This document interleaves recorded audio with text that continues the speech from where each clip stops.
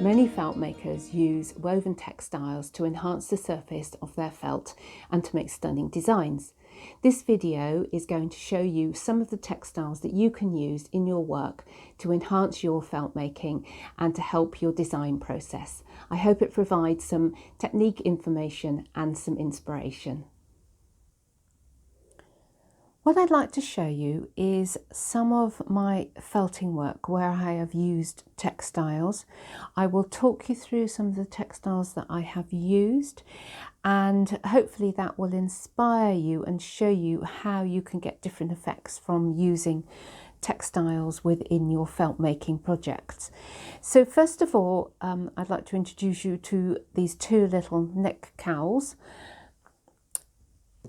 They have been made with very fine felt with silk on the top as a surface design. So the silk I've used is sort of habit-eye weight,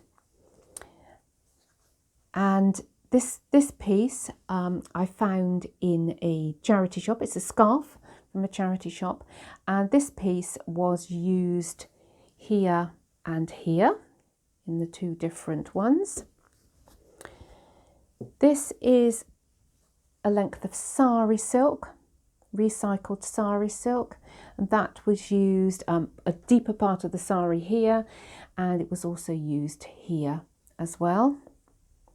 And this one, which is a very light, nearly chiffon sari silk, that one was very effective here.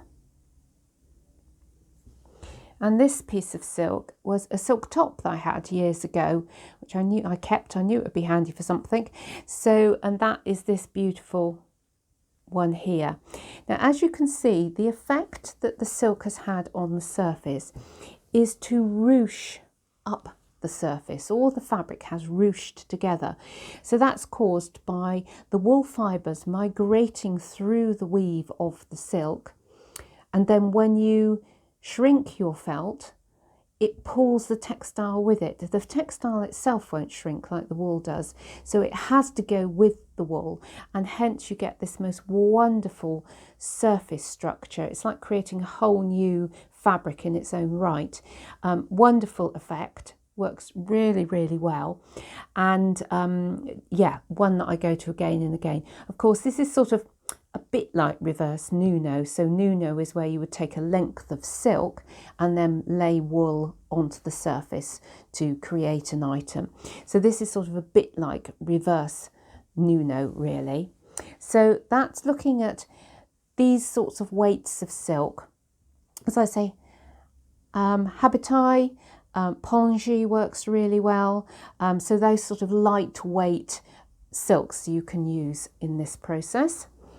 And then, of course, you can go to lighter weight silks. So this is some silk chiffon that I've hand dyed, and you can see how fine that is. And in a little while, I'll show you how I've used this in one of my felted vessels.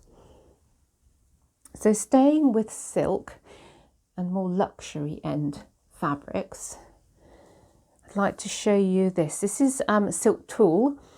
It's a net. So let me pop it down there. I don't know if you can see the net structure. It's quite stiff, but it works into wool really, really well and sort of really sits into the surface. And this I've hand dyed again to create this lovely vibrant blue, but this is a really good resource to use. Here I've got a couple of pieces that are in actual fact wedding dress silk.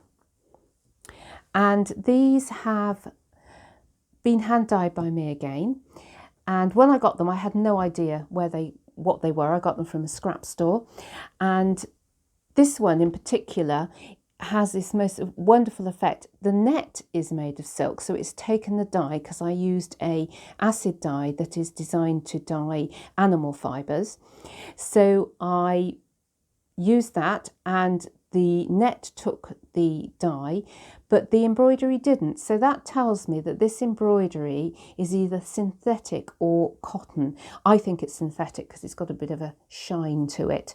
But when this is felted in, it gives a wonderful effect, because these flower designs show up really well within the felt making. So all sorts of different styles of silk can be used to different effect in your felting work. So moving on from silk to cotton, or plant-based fibres really, there are so many different cottons that you can use. Let's start with a standard muslin. So this is a standard muslin, again, that I've hand dyed. It's nice and light, it's nice and open weave, therefore it will bond well with the wool. The wool can migrate through the fibres, and that can produce a really good ruching as well. Then we come on to slightly lighter weave, sort of cheesecloths and scrim, comes by various different names. And in actual fact, you can get them in various different weights and different cotton types. Actually, this is a beautiful, soft, drapey cotton, this one. It's made some lovely scarves with this one, but it's also really good for surface design. I've used that one here. This particular fabric, I've dyed it in many different colours, and these different bits are all this scrim, put it in between layers of wool. So as you can see, you can use different layers of wool, different layers of textile to build up a design. Then we can come on to even finer scrim, which is much more open weave. I think you can see that through there. And this scrim is great fun because you can distort it. You can create thicker areas and thinner areas, and you can pull it out. And you can also pull out these wonderful little fibres, which are great for just little bits of surface design in your felting work as well. So I love scrim. It's so versatile, so useful. Let me just show you this little bit of, this is just a sample piece. And with this, it's just a sampler, and I've pulled the threads in the middle of this square here. I've left the edges, I've teased them out to make them sort of shaggy, and I've also added threads, just like these little blue threads taken from the scrim into the side areas, so you can see how that creates potential designs for your felt making work. So the thing is, to any fibres that you find that you think they're open weave, I don't know whether they're cotton, silk, a different plant fibre, do testers, do try them. You can come up with some wonderful results, but do a test first on a little sampler piece. There is also lots of other plant fibres on the market now. You've got hemp, you've got nettle, all sorts of things are being spun and woven into fibres and textiles now. So there's a wonderful range of things that you can use. Moving on from cotton scrim, linen, of course, is one that you can use. This is more of an open weave linen that can be used. And if I show you, let me just put this to one side. If I show you this piece here, this was a piece that was designed as a response to the International Felt Makers Association. X marks the spot. It was a number of years ago, and it's made of Shetland with a little bit of dyed Shetland, creating my X's. And this is very fine dyed muslin, creating the stripes across there. This area here has just broken up the Shetland plain wool by laying a very fine scrim of lightly dyed cotton scrim over the top. And these sections are the linen that I just showed you, undyed. And as you can see, this one I slit vertically before I felted it on, and that just gives another little tiny, it's only subtle, but it's another little effect that you can get with textiles. So you can cut them and slash them and shape them before you put them on. So very exciting things to use in your felt making. Put those to one side a moment. Okay, so I just want to show you on this vessel how you can use scrim on 3D forms. So on this one, a lot of the surface design is actually made using this particular muslin that's been dyed. You can see it's in here, and that creates a beautiful surface design that you can use on 3D structures as well as on flat felt pieces. So I'm just going to show you a couple of other vessels that have used silk and cotton in their design. Push those up there a little bit more. So this little vessel, this little upright vessel, has been made, there's my little bit, there it is, using scrim. So these sort of lightning strikes that we've got running up through it are just little lengths of scrim that I've felted in. And the variegation of colour on the surface here, that's all from this silk scarf. It's one I found in the charity shop. So the darker areas, obviously not the yellow, but these darker multiple dyed areas are just here, and it really goes in really well onto the surface and creates these lovely subtle colour changes in the work. There's a few other fibres in here. There's little bits of silk as well as different coloured wools in this one. Got another one here. This one, the theme for this one was woodland, the woodland floor, bark, moss. That's what I was thinking with this one. And I've used light scrim here. And these structural bits here are made using cotton muslin. So some of a greenier part of cotton muslin that I have dyed. And that creates these lovely sort of upright barky effects. And some of these other bits are again the silk scarf that I showed you in the last vessel as well. So you can see how you can mix different fibres together to create different effects. One more vessel to show you, and this one demonstrates how you can use silk chiffon. This is a line of chiffon snaking its way up here.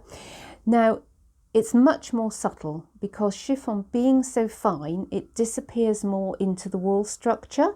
So it gives you a much more subtle effect as a design feature. So I think this was the actual chiffon that I used, again hand dyed, in this particular vessel. So hopefully that's given you just a few examples of what you can do, how you can use things, what you can use really successfully. So all of those materials that I've shown you now will bond in really well. The whole thing to look out for when you're looking for fabrics to put into your felting work is it needs to have a relatively open weave so that the wool fibres can migrate through and grab onto the fibres and bond together. And ideally it needs to be made of a natural material, whether that's animal or plant, both work really well. So I just want to come on now and talk to you about some materials that don't bond with wool and how you can still use them. So I've got this piece here. This was done as a demonstration piece. I went to a school. They asked me to work with their year sixes and do a project around multiple textiles. So we used felt as the base, and then we played with different textiles, working them into the surface. So this is a sort of abstract nighttime city scene with a river flowing by. I hope you can see that. So you can add in some absolutely sumptuous materials to your felt work. So these two velvets, absolutely gorgeous. Now these won't felt in on their own. They're synthetic, and these particular ones won't felt. So what you can do is you can trap the fabrics by laying wool around the edges so you can trap them in so they can still sing out and be part of your design, and you can still see their structure without completely covering them, but they work in really, really well. I've got a couple of other fabrics in here that I have trialed. When I was doing this, I wasn't certain whether they were silk or whether they weren't silk. I couldn't quite tell from the feel of them. So you can see some of them are standing slightly proud of the surface.